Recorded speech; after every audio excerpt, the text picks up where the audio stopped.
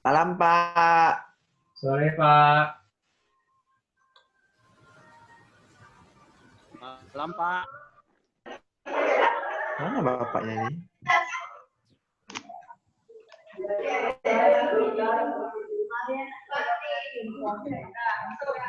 Bisakah ini?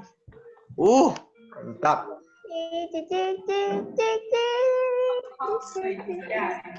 Ngapain ya?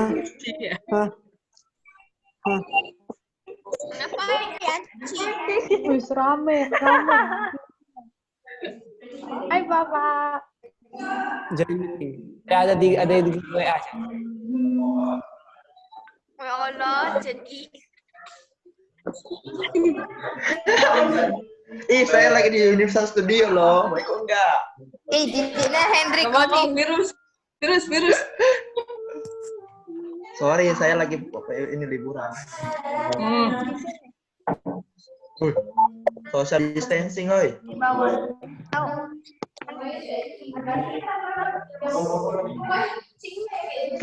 Sasa sapi. Jadi nggak sopan ya sapi-sapi. Bapak ini pergi ke view terus.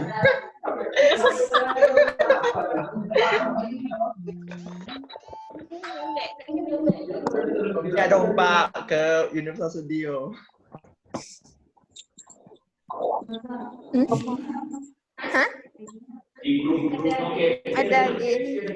Bapak ini nggak ada bicara nggak? Pak, tes Pak. Pak absen Pak.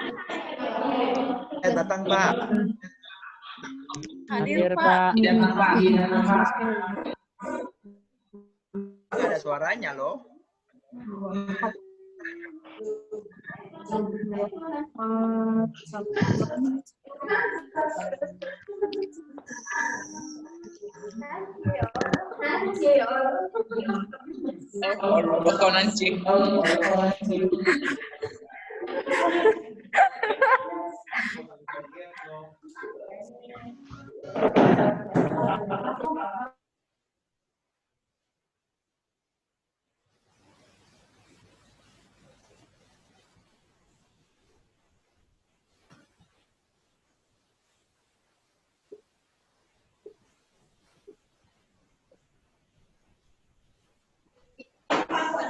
Bukannya dia di itu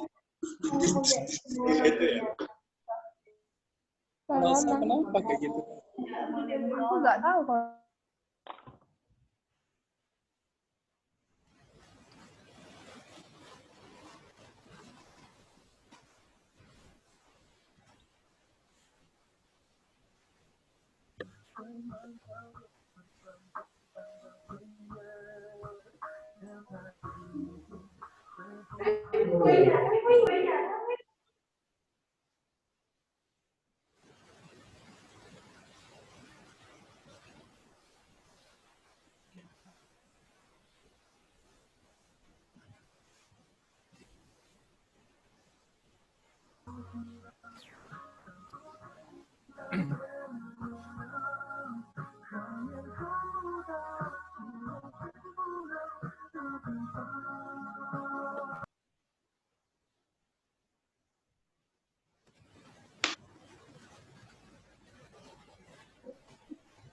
Pakai KTP Winata.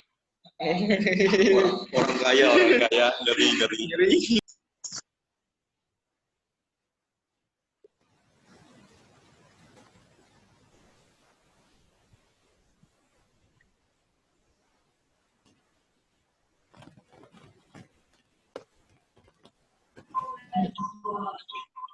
Ini suara kita di mute ya.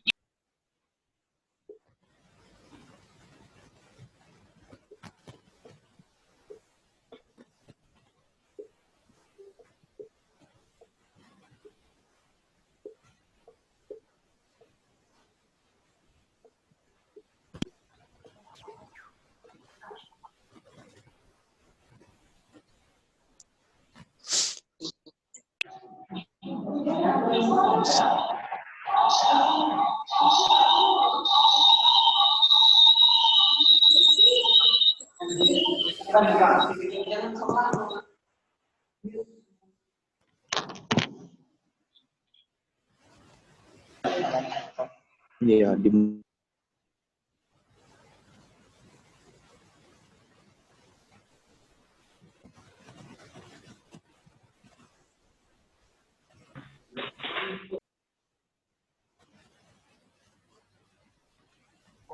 buka aja topimu.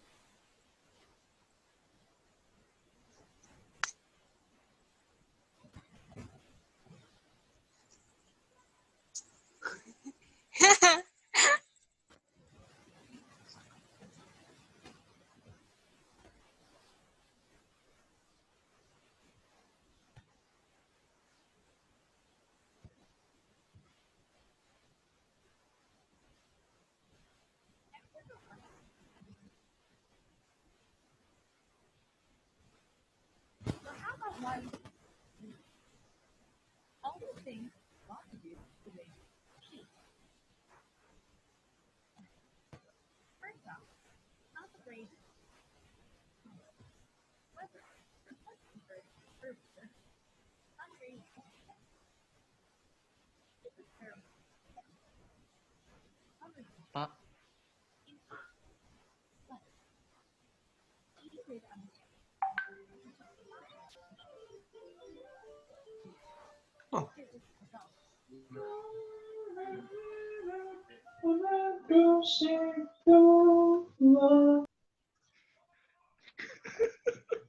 Tommy lagi nyanyi.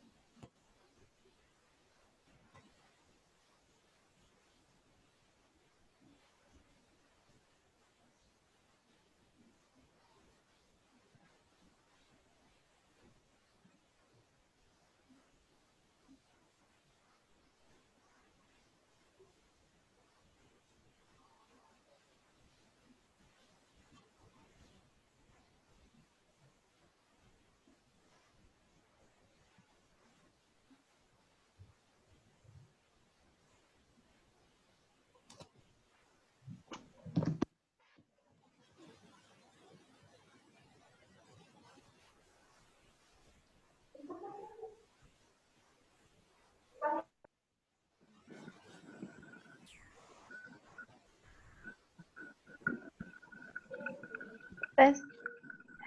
Pak, suara Bapak nggak ada, Pak. Pak, suara Bapak Udah, nggak ada, udah. Pak.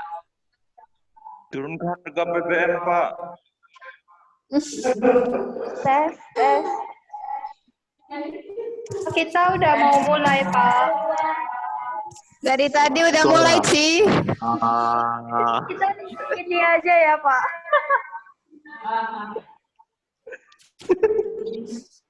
Itu ngupil. Ih, jangan ngupil. Dan jorok. Suara kalian. Jadi pergi ke diskusi terus.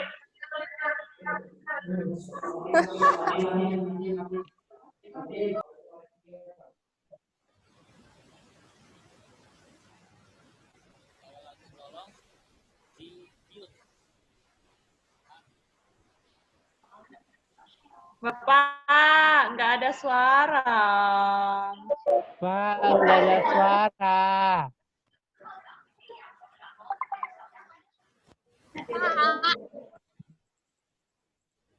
Bosnya.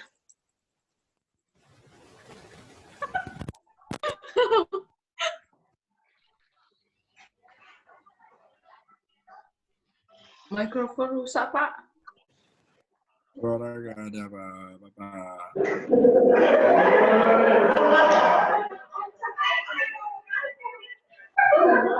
Pak, nggak kedengaran suara Bapak. Pak.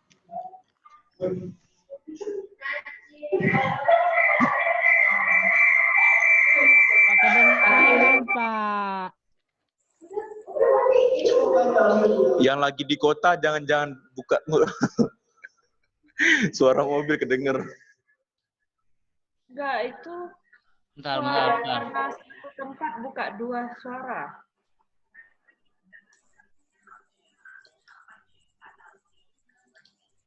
Cek, 1, 2, 3. Normal mic saya? Nggak ada suara loh. Tadi nggak ada suara, Pak. Baru normal, Pak. nggak ada suara, Ada suara. Sekarang? Suara video normal. Sudah. Sekarang sudah ya? Oke, Pak. Kalian saya mute lagi ya. Masih kedengeran nggak? Sudah dengar, Pak. Masih dengar? Masih. Oke. Masih, Pak. Berarti sudah bisa ya. Saya lanjutkan ya. Oke, saya ulangi mengenai video yang tadi ya. Di video tadi diceritakan bahwa bumi itu bulat. Nah, karena bumi bulat, makanya bumi tidak memperoleh panas matahari yang sama di setiap sisinya. Yang paling banyak menerima adalah yang di tengah nih, yang di sini, yang saya tunjuk-tunjuk ini. Sedangkan yang di sisi sini, ya agak ke atas sedikit dan ke bawah sedikit, ini tidak begitu banyak panas matahari. Makanya di bagian bumi yang sebelah sini dan sini itu dia punya 4 musim. Ada musim dinginnya. Ya, sedangkan yang di ujung sini, kutub utara dan kutub selatan, dia selalu dingin. Karena apa? Karena bentuk bumi yang bulat tadi dan dia tidak kena panas matahari secara langsung. Makanya dia memiliki suhu lebih dingin. Kemudian ini dia ya. Ini bumi di saat mengelilingi matahari ya. Kita lihat di sini bahwa bumi itu tidak lurus 100% dengan matahari, tapi agak miring nih, lihat sumbunya ya, agak miring.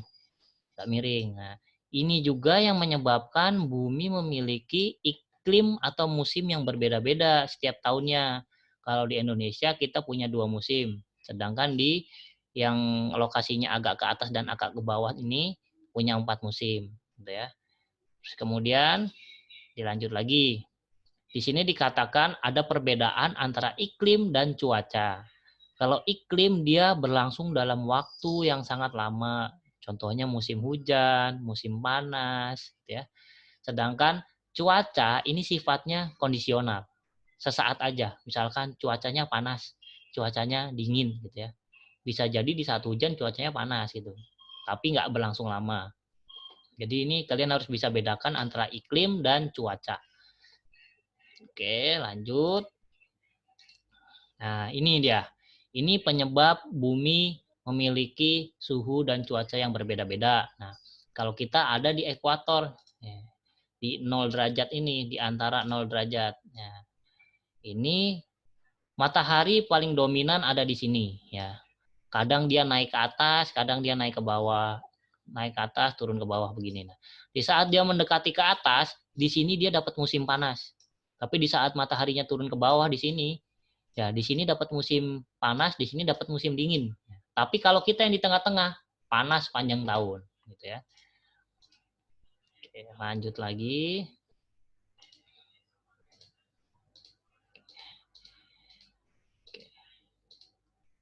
Nah, ini dia. Di sini ada warna-warna yang berbeda. Ini menunjukkan bahwa setiap dataran di bumi itu punya suhu yang berbeda, ya. Berbeda karena bentuk bumi bulat tadi, ya. Yang di sini ini adalah yang paling dingin karena dia paling jarang kena panas matahari, ya. Sepanjang hari sore di sana, nggak ada gelap, nggak ada siang, adanya sore. Terus kemudian kalau yang di sini, ya, dia selalu dekat dengan matahari karena langsung lurus, ya, mataharinya di sini nih. Dia langsung kena. Sedangkan kalau yang di sini agak jauh, ya. Makanya dia tidak terlalu panas. Ya, ini tidak terlalu panas. Kira-kira tadi itu isi videonya menjelaskan kenapa di bumi bisa ada suhu dan iklim yang berbeda-beda. Oke, saya lanjut dulu ke slide yang tadi. Nah, hubungan antara angin, iklim, dan biomasa. Angin terbentuk secara tidak langsung dari energi matahari, ya. Gimana proses terbentuknya angin nanti ada di video satunya lagi. Ya. Tanpa angin, daerah tropis akan menjadi panas, ya, dan yang non tropis akan jadi sangat dingin atau beku. Makanya peran angin itu sangat penting karena dia membawa suhu dari satu tempat ke tempat lain, dari yang suhu panas ke suhu yang dingin. Ya. Angin membantu transfer nutrisi dari satu tempat ke tempat lain. Contohnya dia bawa debu yang kaya akan fosfat dan besi di sepanjang Samudra Atlantik. Kemudian kenapa di Gurun Sahara itu banyak garam? Karena dia juga membawa mineral-mineral dari laut ke dataran, gitu ya. Kurang lebih kayak gitu. Lanjut lagi. Faktor-faktor yang mempengaruhi iklim, ya. Di sini ada beberapa faktor yang mempengaruhi iklim. Yang pertama adalah energi matahari, ya. Energi matahari ini sangat mempengaruhi iklim. Oke, ini, ya. Terus kemudian rotasi bumi, ini juga mempengaruhi iklim, ya. Bumi itu muter, ya teman-teman, tidak diam. Makanya dia punya angin yang bergerak nih, kayak ada ininya apa? Ada gambarnya ini, ya. Arah gerakan angin, ya. Karena dia berputar. Terus kemudian gas di atmosfer. Nah, gas apa aja yang ada di atmosfer itu juga mempengaruhi iklim di suatu tempat, ya. Meskipun dia ada di Eropa, tapi misalkan gas rumah kacanya karbonnya terlalu banyak, dia akan merasa panas juga. Yang seharusnya tadinya tempatnya dingin, dia juga akan merasa panas. Oke. Kemudian bentuk dari permukaan bumi, ya. Bentuk muka bumi yang beda-beda ini akan menentukan suhu juga, suhu di tempatnya atau iklimnya, ya. Biasanya yang di daerah pegunungan akan lebih dingin, ya, meskipun sama-sama di Indonesia, ya. Tapi kalau yang ada di daerah perkotaan yang lebih rendah itu akan lebih panas, kurang lebih seperti itu. Saya lanjut dulu. Ini adalah contoh sirkulasi udara secara global di bumi, ya. Bumi kita ini dapat energi dari matahari. Kemudian energi matahari ini yang memicu terjadinya angin di bumi, ya. Karena di sini panas, akhirnya dia bergerak ya. Ini ada arahnya ke sana, bergerak. Makanya di daerah sini dikatakan udara yang hangat. Dia bergerak. Awal mulanya dari sini, karena ada udara panas ini, dia bergerak. Kemudian ada yang lari ke atas, ada yang lari ke bawah. Yang lari ke atas ini dia nanti lama-lama akan jadi dingin. Makanya yang paling ujung sini, ya, yang paling ujung sini dia sudah dingin udaranya. Udaranya udah dingin dan akhirnya membeku. Sama yang di sini juga sama. Dia ngalir dari panas, lama-lama panasnya hilang, melepas kalor menjadi dingin. Di sini juga panas, lama-lama jadi dingin. Makanya ada pergerakan atau angin. Kira-kira seperti itu terbentuknya angin ya. Lanjut lagi.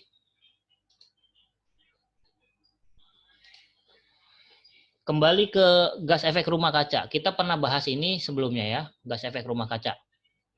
Nah, panas yang diterima bumi itu nggak bisa keluar kalau ada gas efek rumah kaca. Ya. Sehingga dia meningkatkan suhu yang ada di atmosfer bumi. Nih, di sini gambarnya nih. Panasnya muter aja di sini. Muter dari atas masuk ke sini, terus sini, udah muter aja di sini. Karena dia kejebak. Ini juga mempengaruhi iklimnya juga nanti. Misalkan di kutub utara banyak gas rumah kaca ngumpul ya, jadinya dia nggak dingin lagi, jadinya panas. Akhirnya kutubnya mencair. Atau yang di negara 4 musim, kalau terlalu panas dia juga nggak akan ada musim salju nanti. Ya. Kita lanjut lagi ke slide selanjutnya. Ini adalah video ya, video mengenai kenapa gas rumah kaca bisa menahan menahan panas ya. Di sini ada penjelasannya. Kita sama-sama nonton. The Earth and the Moon are basically the same distance from the Sun, yet temperatures on the Moon average an unlivable -18 degrees Celsius. And even deadlier, they range from -170 Celsius during lunar night to 100 Celsius at lunar noon, regularly exceeding both the coldest and hottest temperatures ever recorded on Earth.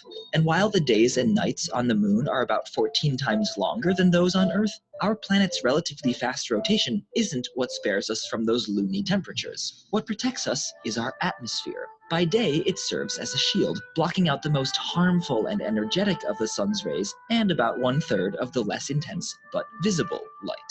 At the same time, it traps the infrared radiation, aka heat, radiating out from Earth's sun-warmed surface, keeping us from freezing solid at night. In order for our atmosphere to absorb any kind of radiation, it needs to have some electrically charged particles for passing electromagnetic waves to push around.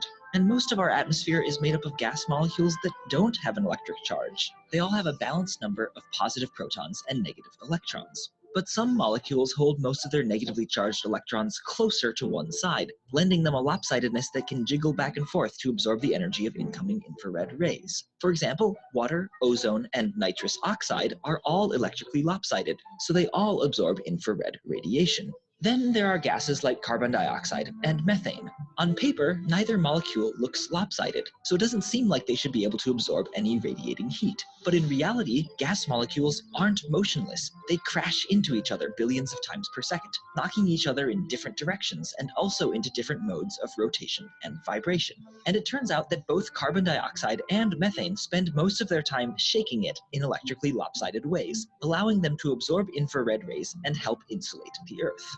Even though many different kinds of molecules can absorb infrared radiation, the vast majority of our atmosphere can't, because it's made of nitrogen and oxygen, which don't get lopsided even when they are vibrating. They're too symmetric. Nevertheless, the lopsided 1% are such good infrared absorbers that they manage to intercept about 90% of Earth's outgoing heat. Each captured ray gets pinged around the atmosphere, and most end up returning to the surface at least once before escaping to space. We don't need to visit the moon during frigid lunar night to know just how important the game of radiation pinball is for Earth.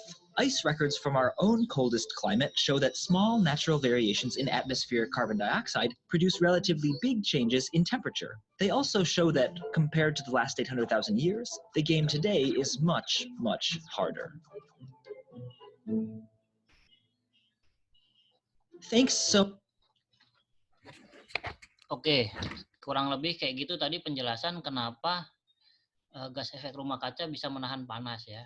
Ternyata ada banyak partikel yang memantulkan panas ya, ultraviolet dan inframerah.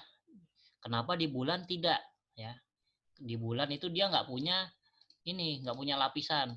Jadi bisa kapan aja keluar masuk panasnya. Tapi kalau ini dia punya lapisan penahan, jadi begitu ada yang masuk belum tentu bisa keluar, gitu ya.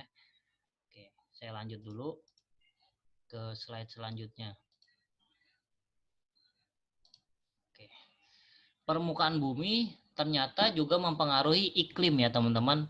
Bentuk kontur bumi dia ada tonjolan atau cekungan atau ada gunung, itu juga mempengaruhi iklim lokal. Ya. Kenapa di Batam ini iklimnya nggak ikut dengan iklim yang ada di Indonesia, yang seharusnya hujan dia malah panas. Ya. Tapi di saatnya panas dia kadang-kadang hujan di Batam. Kenapa? Karena permukaan Batam itu berbeda. Ya. Dia nggak punya gunung. Jadi dia nggak punya sarana untuk menahan awan hujan. Oke, di sini akan saya jelaskan. Teman-teman waktu SD, videonya biar kalian sekalian belajar bahasa Inggris ya teman-teman. Itu bahasa Inggrisnya saya video buat anak TK loh ya. Buat anak TK. Jadi seharusnya teman-teman bisa paham lah. Kita sama-sama belajar ya. Nanti teman-teman pasti akan merasakan manfaatnya di saat sudah kerja. Oke, saya lanjut dulu ya.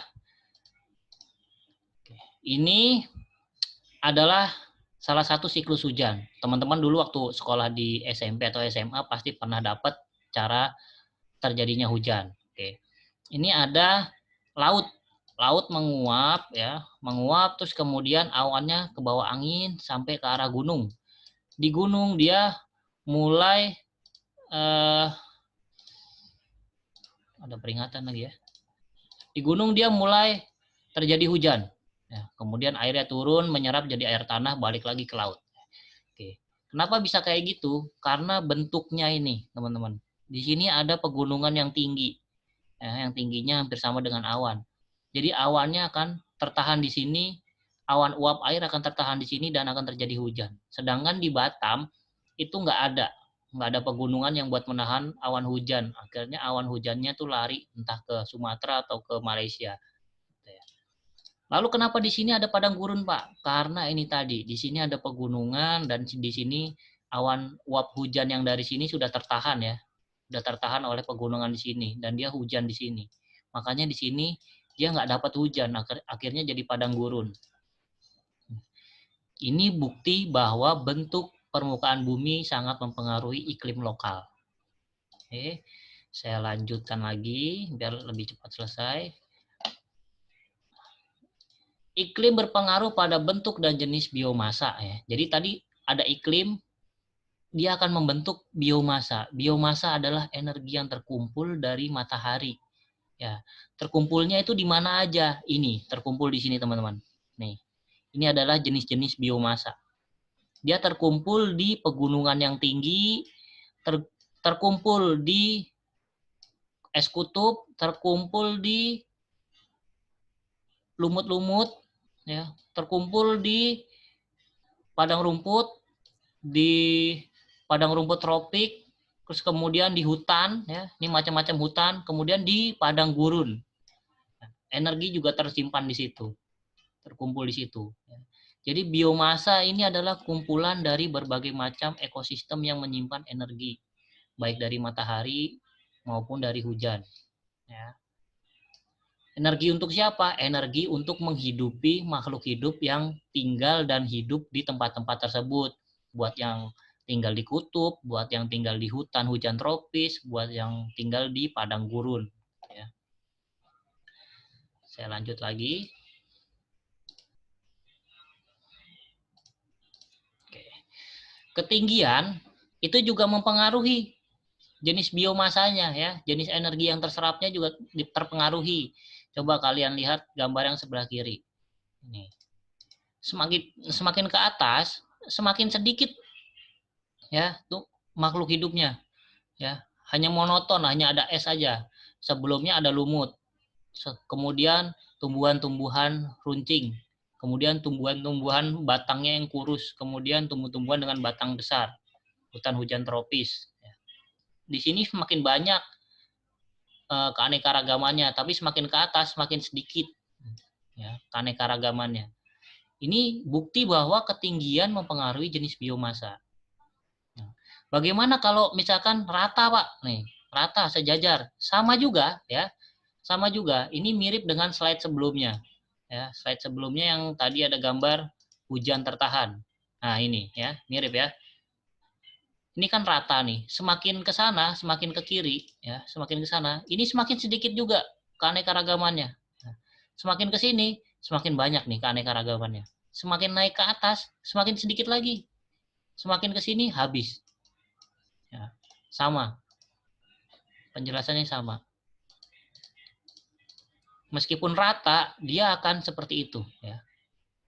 Sekarang yang rata ini, ya, yang rata ini akan saya bagi-bagi ke dalam beberapa kategori. Ada di sini. Nah, ini dia. Yang di sini kita menyebutnya padang gurun. Yang di sini kita sebut sebagai padang rumput. Yang di sini kita sebut dengan hutan. Yang di sini kita sebut dengan pegunungan. Ya.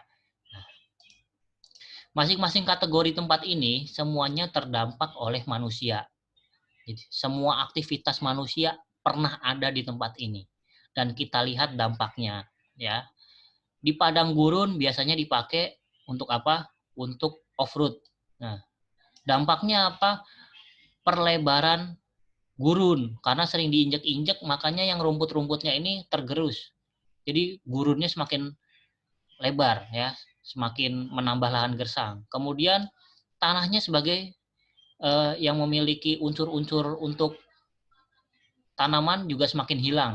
Ya, yang tadinya bisa ditumbuhi kaktus jadi nggak bisa karena tergerus oleh roda-roda. Gitu ya. Kemudian rusaknya lapisan tanah dan mineral, ya, karena terbawa roda dari kendaraan juga. Nggak hanya di padang gurun, di padang rumput juga sama. Dipakai oleh peternak nih. Dipakai oleh peternak buat ternak hewan-hewan besar, kuda, sapi, ya. Di sini juga dampaknya ada baik ada buruknya, ya. Buruknya adalah dia terlalu banyak karbon dari ternak-ternak yang dihasilkan ke udara. Tapi ada baiknya. Baiknya adalah dia menambah kesuburan tanah.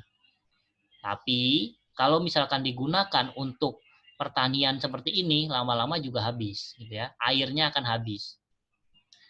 Karena di sini dia minim air. Oke, lanjutnya kegiatan manusia yang lain di hutan, ya, di hutan. Manusia juga punya kegiatan lain di hutan, yaitu apa? Ambil kayunya. Ya. Kalau tidak ambil kayunya, dia berkebun. Berkebun, agriculture ini. Ini juga salah satu eksploitasi yang dilakukan manusia di hutan. Akhirnya muncul yang namanya polusi, muncul yang namanya kerusakan karena kendaraan-kendaraan pengangkut yang berat, kemudian hutan-hutan semakin gundul. Kemudian aktivitas manusia di pegunungan. Ngapain Pak aktivitas manusia di pegunungan? Ada juga. Sama. Penebangan kayu. Ada juga yang ini. Nah, ini. Pertanian, ya. Pertanian cuma bisa di tempat-tempat yang tinggi, ya. Pertanian tertentu, ya, yang membutuhkan suhu dingin. Nah, di sini akan mengurangi kayu-kayu di hutan.